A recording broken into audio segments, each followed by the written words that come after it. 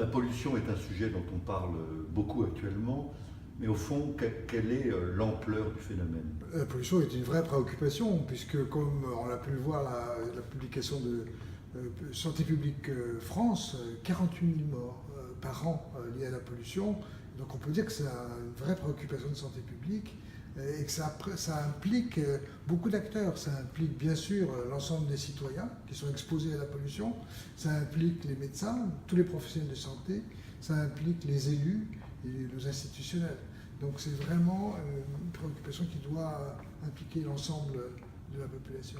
Bon, alors quelle est la nature de la pollution ou peut-être des pollutions dont on parle aujourd'hui? Effectivement, c'est plutôt des pollutions, puisqu'on distingue la pollution dite atmosphérique, donc extérieure, qui est essentiellement liée actuellement à la pollution liée au trafic automobile, liée à l'industrie, à l'agriculture aussi produit des polluants de façon importante.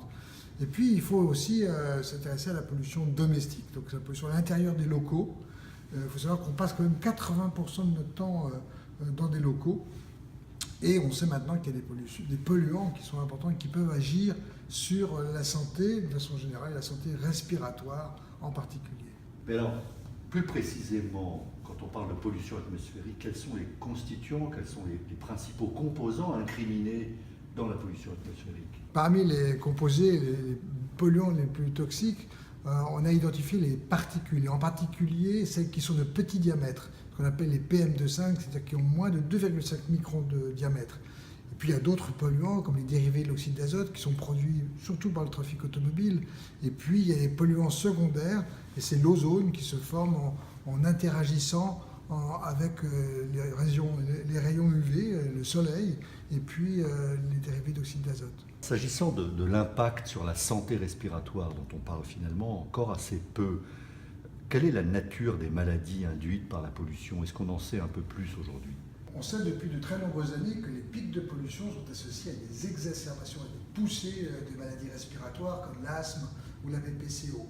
On sait maintenant que ce qui est le plus important sur la santé respiratoire à long terme, c'est la pollution chronique. Le niveau de base de la pollution actuelle, sans parler même de pics de pollution, peut être à l'origine de maladies respiratoires comme l'asthme, comme la BPCO, la bronchopnéopathie chronique obstructive, qui est une obstruction des voies aériennes. Et puis on sait aussi maintenant que ça peut être un facteur qui favorise le cancer du poumon. Ça, c'est pour les maladies respiratoires. On sait aussi qu'il y a des effets cardiovasculaires de la pollution, et notamment des particules de petit diamètre. Et les effets sont surtout d'infarctus du myocarde, d'insuffisance coronarienne, d'accidents vasculaires cérébraux. Il y a des discussions aussi sur les thromboses, sur les phlébites qui peuvent être induites.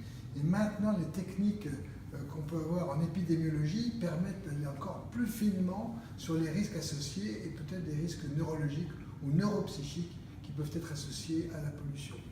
J'aimerais insister sur le fait que ça touche surtout des gens qui ont des maladies respiratoires chroniques. Ça va aggraver la situation sur les gens qui ont des maladies respiratoires chroniques. J'aimerais insister un peu sur le problème posé par l'exposition de la femme enceinte à la pollution.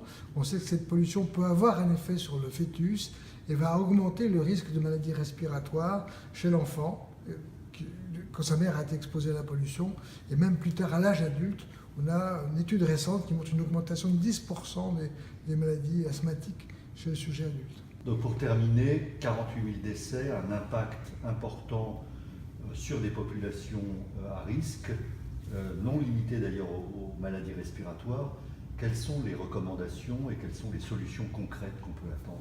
La réponse est qu'il faut essentiellement s'attaquer aux sources de la pollution. Donc ça n'est pas de mon ressort que d'avoir une action de ce point de vue. C'est surtout une action des politiques pour essayer de réduire la pollution. Alors il y a différentes techniques, bien sûr. Il y a les taxes qui peuvent être appliquées, la réduction de la circulation automobile. Mais ça reste encore une difficulté à mettre en œuvre. Pour les sujets chez eux, qu'est-ce qu'on peut faire? On peut ventiler les locaux et éventuellement avoir des solutions d'épuration d'air. Mais pour l'instant, on n'a pas encore de solution qui soit clairement identifiée et ça suppose de la recherche dans ce domaine. Et c'est un des rôles de la Fondation que d'aider à la recherche sur des solutions pour limiter les effets respiratoires de la pollution.